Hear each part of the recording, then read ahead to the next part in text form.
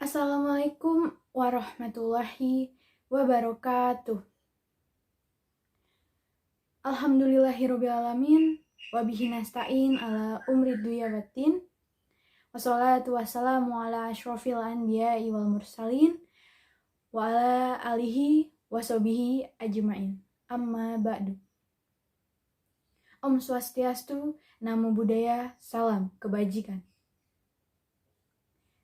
Pertama-tama, marilah kita panjatkan puji dan syukur atas kehadirat Ilahi Robbi yang mana telah memberikan limpahan rahmat, hidayah, dan nikmat sehat walafiatnya kepada kita semua, sehingga kita dapat melaksanakan kegiatan ini walau hanya bisa melalui tatap maya, yaitu bertemu secara virtual melalui video conference.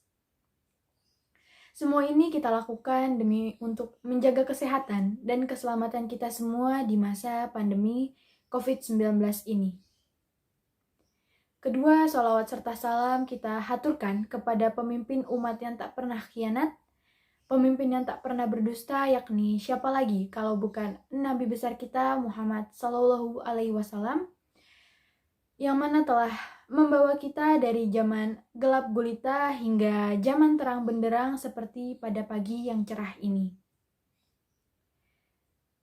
Saya ucapkan terima kasih yang sebesar-besarnya kepada satuan jajaran pendidikan yang telah hadir dan bergabung bersama di kegiatan kali ini.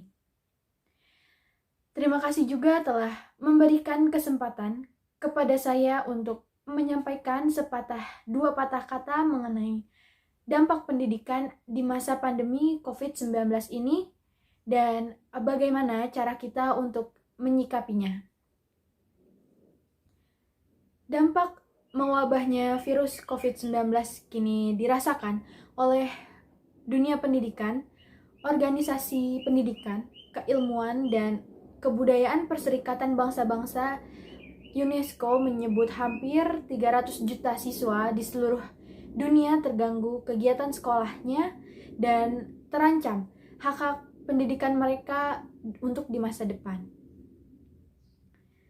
Presiden Joko Widodo sudah mengimbau untuk bekerja, belajar, dan beribadah dari rumah semasa pandemi COVID-19 ini. Kami juga memutuskan untuk membatalkan ujian nasional 2020. Surat edaran Mendikbud nomor 4 tahun 2020 tentang pelaksanaan kebijakan pendidikan dalam masa darurat penyebaran coronavirus disease atau COVID-19 di dalamnya menyatakan bahwa proses pembelajaran dari rumah atau di rumah itu memang ke arah bagaimana kita memaknai proses pembelajaran itu sendiri. Tidak ada target kurikulum atau target untuk memperoleh skor tertentu. Pendidikan bukan hanya dilakukan oleh guru maupun sekolah, namun pendidikan juga dilakukan oleh semua masyarakat luas, orang tua, dan anggota-anggota keluarga lainnya. Butuh waktu dan penyesuaian dalam melakukan proses pembelajaran agar semua pihak dapat terlibat. Pembelajaran daring menjadi salah satu metode untuk terjadinya proses pembelajaran. Tapi untuk penguatan karakter pada anak, perlu adanya interaksi antara guru dengan murid. Ini merupakan masa yang sulit, apalagi di dunia pendidikan. Jadi marilah kita bersama bergotong royong untuk bisa mengambil langkah yang tepat guna menjaga atau melindungi kualitas pembelajaran dengan sebaik mungkin. Prinsip kebijakan pendidikan di masa pandemi COVID-19 yang pertama yaitu kesehatan dan keselamatan peserta didik pendidik, tenaga kependidikan, keluarga dan masyarakat merupakan prioritas utama dalam menetapkan kebijakan pembelajaran. Lalu yang kedua yaitu tumbuh kembang peserta didik dan kondisi psikososial mereka juga menjadi pertimbangan dalam pemenuhan layanan pendidikan selama masa pandemi COVID-19 ini. Dalam kondisi pandemi COVID-19 ini dijadikan sebagai pelajaran untuk kita dapat mengambil sisi positifnya saja. Para guru menyampaikan kesulitan bagaimana melakukan kegiatan pembelajaran secara daring. Karena pada dasarnya ada dua golongan. Yang pertama, guru yang sudah terbekali penggunaan aplikasi-aplikasi dan fasilitas yang sudah tersedia. Yang kedua, ada pula guru yang merasa kaget karena mereka lebih terbiasa untuk mengajar di depan kelas. Maka dari itu, PGRI menciptakan relawan atau tanggap corona untuk membantu para guru-guru, baik yang online maupun offline, mengembangkan kreativitas yang mereka punya untuk memberikan pembelajaran yang lebih menarik. Yang harus dilakukan pertama kali oleh guru dan orang tua adalah menerima bahwa pandemi ini, wabah ini terjadi di seluruh dunia dan tidak ada yang pernah merencanakannya. Berdamai dengan keadaan dan diri sendiri agar tidak stres, cemas, dan merasa khawatir, sehingga kita bisa menyikapi keadaan ini dengan baik dan dapat mengambil langkah yang tepat. Kondisi ini menjadi tantangan bagi semua satuan pendidikan dan orang tua, namun pandemi ini tidak sepenuhnya mengisolasi kita. Saatnya kita memanfaatkan teknologi digital yang dapat membantu kita untuk melaksanakan pembelajaran secara daring. Perubahan pembelajaran ini menuntut kita untuk terus berinovasi dan kreatif dalam mengembangkan strategi pembelajaran yang tepat di masa pandemi ini.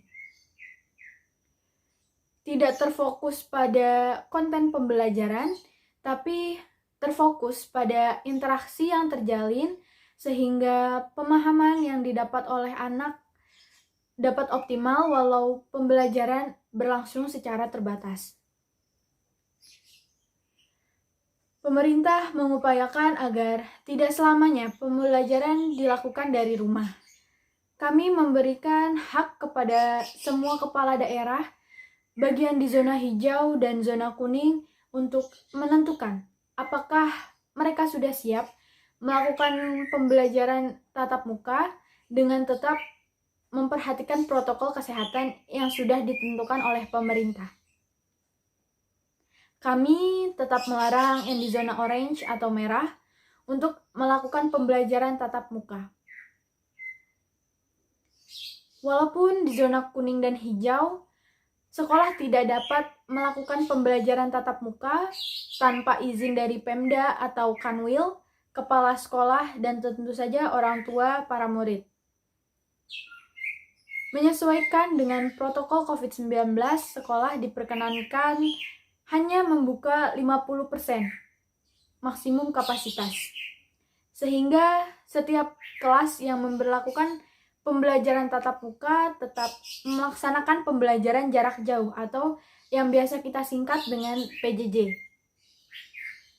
Sekolah melakukan hybrid mode, yaitu anak bergiliran untuk melakukan pembelajaran tatap muka dengan tetap datang ke sekolah, bisa disebut shifting atau rotasi peserta didik. Kalau Bapak atau Ibu memperhatikan isu-isu yang datang, bahwa kesulitan melakukan 100% pembelajaran jarak jauh atau PJJ seperti biaya kuota, sinyal yang terkadang tidak mendukung, sehingga pembelajaran jarak jauh kurang efektif dan optimal untuk dilakukan. Guru-guru dan kepala sekolah pasti menyambut baik bahwa anak itu bisa datang ke sekolah paling tidak 50% kapasitas. Sehingga peserta didik juga menjadi lebih paham dengan bisa menanyakan langsung kepada guru mengenai tugas atau materi yang sudah disampaikan. Tidak perlu menghabiskan banyak kuota internet untuk berkoordinasi menggunakan WhatsApp, Google Meeting, atau Zoom Meeting. Marilah kita selalu berdoa agar wabah COVID-19 ini segera berakhir dan kita patuhi protokol kesehatan untuk menjaga kesehatan dengan 3M atau mencuci tangan dengan sabun, memakai masker, menjaga jarak, dan selalu menjaga suasana hati agar tetap bahagia, belajar dengan menyenangkan, dan selalu mengisi waktu untuk hal-hal yang positif dan hal-hal yang produktif. Baik, demikian yang dapat saya sampaikan pada hari ini. Semoga informasi yang sudah saya berikan bermanfaat bagi kita semua.